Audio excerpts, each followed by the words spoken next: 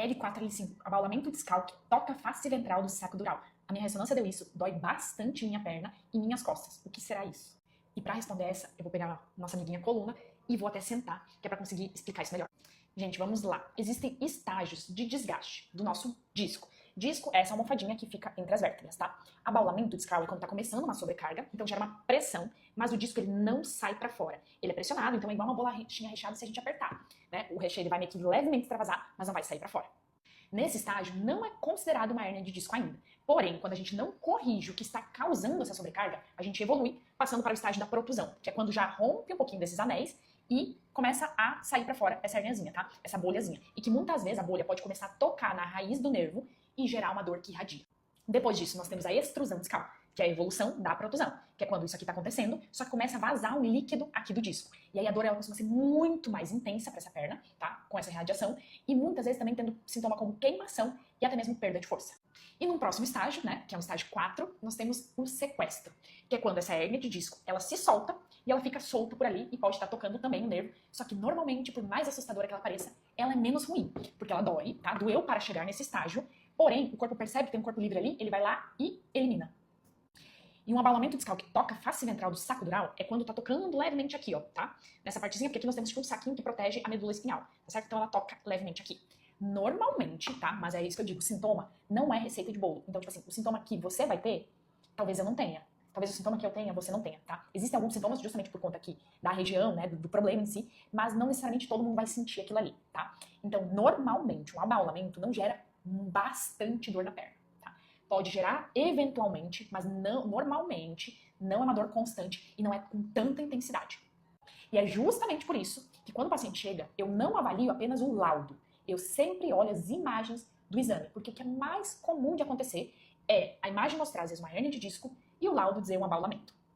E aí eu vi que alguém comentou, um comentário aqui da Tatiane, comentando sobre o exercício físico, dizendo que normalmente recomendam fazer exercício físico, mas que isso não melhora. Aí vamos lá. O que acontece? Dependendo do estágio de dor, né, de inflamação que está acontecendo ali, realmente não é o melhor momento para começar com o exercício físico sem tratar, de fato, a coluna com o quiropraxista primeiro. Precisa, muitas vezes, tratar essa coluna, descomprimir essa coluna, melhorar essa inflamação para começar a fazer exercício.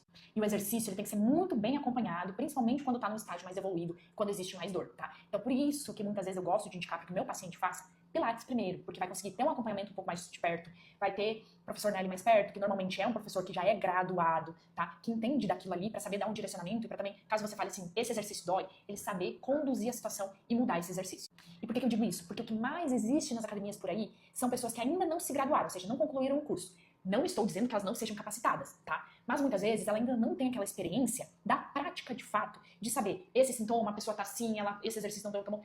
Gente, não tem, tá? Não tem, quer dizer, a prática clínica, a prática do dia a dia ensina muito mais do que a graduação. Na graduação a gente aprende a teoria. Na teoria, um abaulamento discal não é dor, não é hérnia e não causa dor. Na prática a gente sabe que alguns pacientes sentem dor, sim. Então por isso que no primeiro momento eu gosto de indicar o Pilates, porque você vai lá, você fortalece, você tem um acompanhamento mais de perto, você ganha mais alongamento, mais mobilidade. Depois, fortalecido, depois de feito o tratamento com quiropraxia, que essa dor diminuiu, que você está conseguindo se movimentar melhor, aí a gente pode sim pensar em migrar para uma musculação, tá? Porque a musculação, ela tem um efeito similar ao Pilates, tá? Só que ela vai te ajudar a ganhar mais massa muscular e às vezes um pouco mais rápido, que também é muito importante em quem tá sofrendo de um desgaste da coluna, principalmente se for uma pessoa sedentária e se ela estiver acima do peso.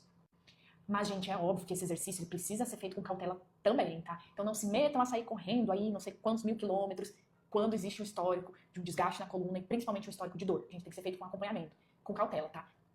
Também não é pra gente você deixar de fazer, tá? Só o que eu vejo por aí, as pessoas falando, não pode fazer, não pode correr, não pode se movimentar, tem que fazer repouso. Não, gente, pode tudo, mas tudo no seu tempo. Tudo conforme o profissional avaliou e ele viu que você já pode começar a fazer.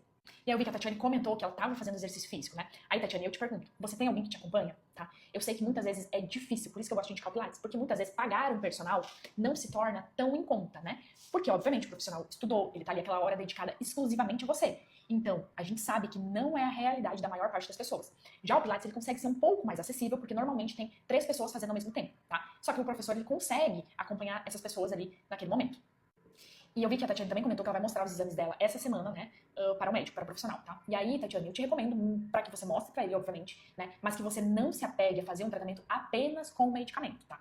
Às vezes o medicamento pode ser benéfico, sim, porque vai te ajudar a melhorar essa dor, essa inflamação, até para que você consiga começar a fazer as atividades físicas, porque precisa fortalecer, tá? Mas o medicamento, ele não cura E ele não é a solução do problema. Aqui, o abalamento discal, né, ele é o resultado de uma sobrecarga que a coluna está sofrendo. Se não resolver essa sobrecarga, não resolve o problema. Essa sobrecarga, ela pode ser sobrepeso, ela pode ser, às vezes, um músculo muito fraco que está sobrecarregando a coluna porque o músculo está fraco demais. Ela pode ser resultado de muitas horas em uma posição só, então, por exemplo, muitas horas sentada.